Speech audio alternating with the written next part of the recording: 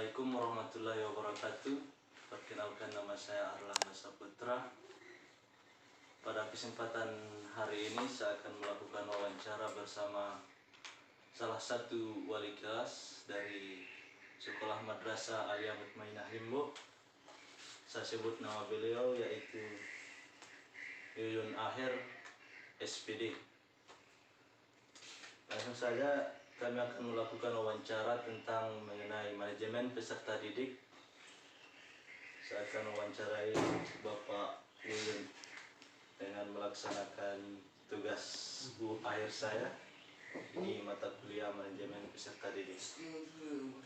Ada beberapa pertanyaan mengenai peserta didik yang saya ajukan kepada Bapak.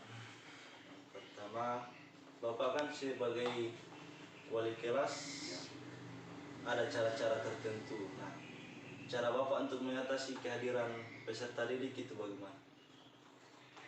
Untuk mengatasi kehadiran peserta didik, terutama yang kan di dalam kelas akan terdapat beberapa siswa yang memiliki karakter yang berbeda. Ada karakter yang rajin sekolah dan ada juga yang malas sekolah. Tips-tips yang kami lakukan adalah ketika anak itu tidak masuk sekolah, misalnya satu hari, kami akan biarkan. Tapi kalau misalnya 2, 3, sampai 4 hari, maka kami akan datangi orang tua mereka.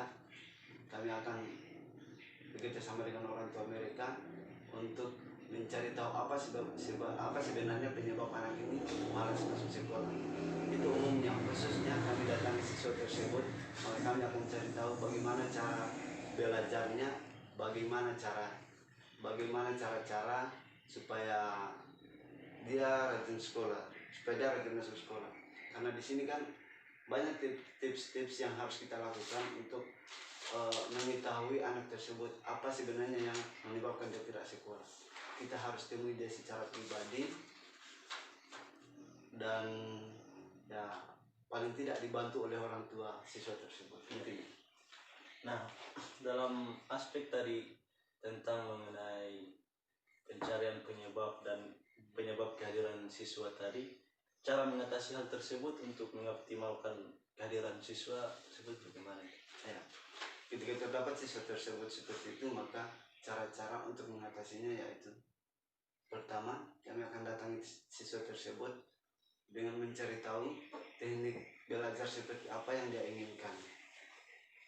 Dan lebih dalamnya lagi, kami akan tanya kepribadian siswa tersebut tentang apa sebenarnya yang menyebabkan dia tidak masuk sekolah, ya kan? Sehingga kenapa dia sampai malas masuk sekolah? Misalnya adakah guru yang dia tidak senangi atau ada mata pelajaran yang dia tidak senangi? Ketika kita sudah mengetahui hal itu, maka apa yang harus dilakukan oleh wali kelas yaitu melakukan sebuah proses pembelajaran secara tersendiri. Itu mungkin dilakukan di luar jam sekolah umumnya, ya, khususnya dilakukan di luar jam sekolah, karena tidak mungkin kita melakukan sebuah proses pembelajaran yang berbeda terhadap siswa yang ada di satu kelas. Ya, mungkin.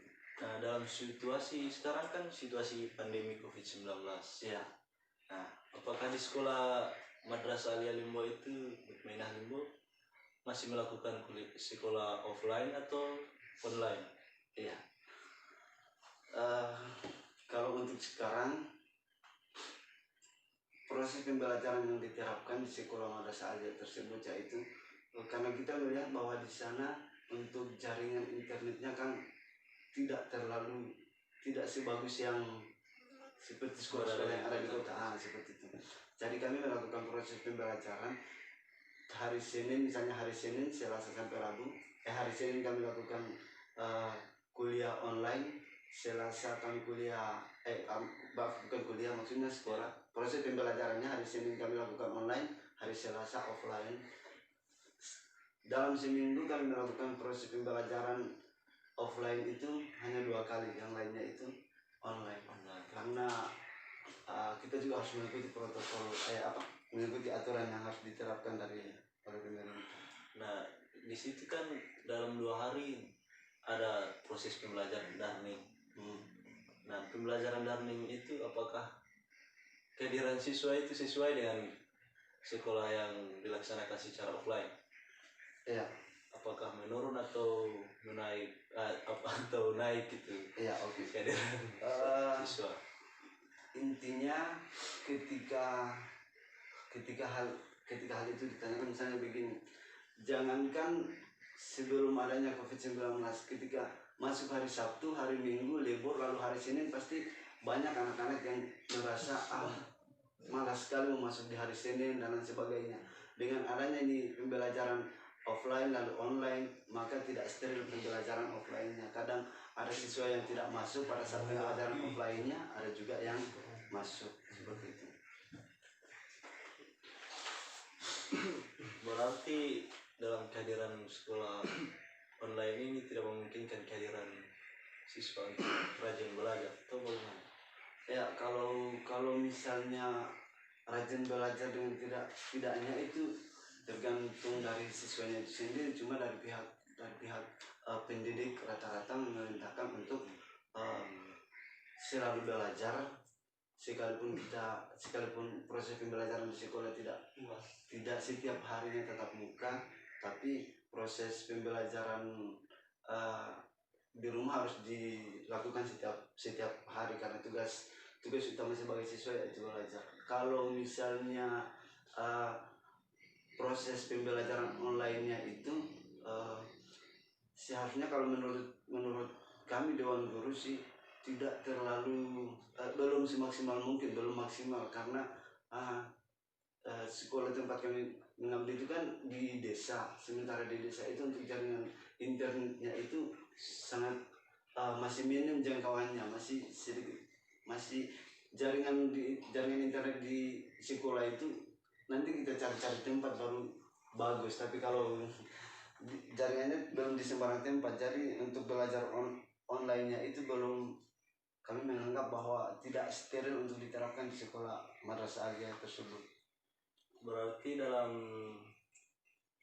kehadiran siswa dan ketidakhadiran siswa itu, nah kita berpatokan kepada ketidakhadiran siswa. Apabila ketidakhadiran siswa itu maksimal atau minimal berapa kali siswa tidak hadir? Kalau proses pembelajaran online-nya itu kami tidak membatasi harus berapa siswa, kami tidak memaksakan siswa harus masuk semuanya, karena terkadang yang disebabkan karena jaringannya tidak bagus, jadi kadang siswa ajarnya sementara belajar online tidak sebagus tatap muka seperti itu. Jadi kami tidak memaksakan untuk hadir keseluruhan seperti itu.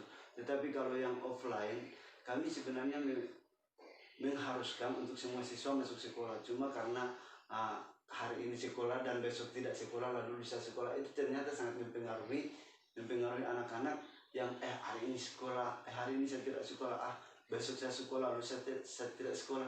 Akhirnya mempengaruhi siswa, seakan-akan keasikan untuk tidak usah sekolah seperti itu. Nah, dari ketidakhadiran siswa tadi, apakah ada ganjaran khusus untuk bagi siswa yang tidak hadir tadi? Ya, kalau masalah ganjaran, kayaknya kalau masalah ganjaran untuk yang kalau misalnya yang ganjaran untuk yang tidak masuk online, kami tidak terlalu bersikeras memberikan ganjaran. Paling ganjaran itu memberikan tugas. Tapi kalau yang offline-nya, ganjaran untuk yang sering tidak masuk sekolah, kalau misalnya cuma satu kali belajar offline tapi tidak hadir, kedua kalinya dia hadir, maka yang pertama itu sanksi atau ganjaran yang kami berikan hanya melakukan penimbunan halaman-halaman sekolah yang sekarang banyak tergenang air seperti itu. Tapi kalau untuk sanksi yang berat-berat kayaknya tidak ada, karena kami juga sadar bahwa proses pembelajaran seperti ini memang tidak maksimal lah seperti itu.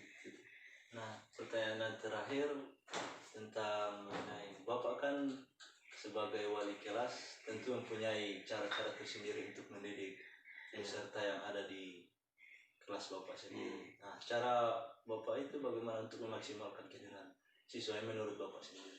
Iya. proses pembelajaran yang perlu kita ketahui bahwa secara umum itu di dalam satu ruangan itu atau di dalam kelas bahwa siswa itu memiliki karakter-karakter yang berbeda, ya kan? Jadi saya hanya fokusnya kepada mana siswa yang memang harus diatasi. Yang kita, misalnya ada siswa yang nakal tapi pintar, ada siswa sudah nakal, malas, bodoh lagi misalnya seperti itu. Kan banyak karakter siswa itu yang berbeda. Maka ketika kami dapat siswa, kalau misalnya masalah bodoh itu masih guru kelas yang atasi, ya kan? Saya sebagai wali kelas atasi. Tapi ketika mendapatkan siswa yang memang seakan-akan tidak bisa diatasi oleh saya selaku wali kelas, maka saya akan alihkan biasanya kami alihkan ke guru BK yang akan membimbing siswa tersebut untuk mengatasi, supaya bagaimana caranya untuk kedepannya dia paling tidak aktiflah masuk sekolah, sekalipun tidak harus sepintar yang kita harapkan, ya kan? Paling tidak dia rajin masuk sekolah. Kalau untuk mengatasi yang begitu, kami serahkan kepada guru bimbingan konseling seperti itu. Ya baik, terima kasih. Itulah wawancara yang saya laksanakan dengan Bapak Yun Aher SPD mengenai kehadiran siswa yang di mata kuliah manajemen peserta didik. Terima kasih atas waktu yang telah diberikan. Mohon maaf sedikit ada kesalahan tadi dan waktunya terlalu singkat karena Bapak akan melaksanakan kuliah atau sekolah online, jadi waktunya sangat sempit sekali. Mohon maaf atas kekurangannya, lebih dan kurangnya mohon maaf.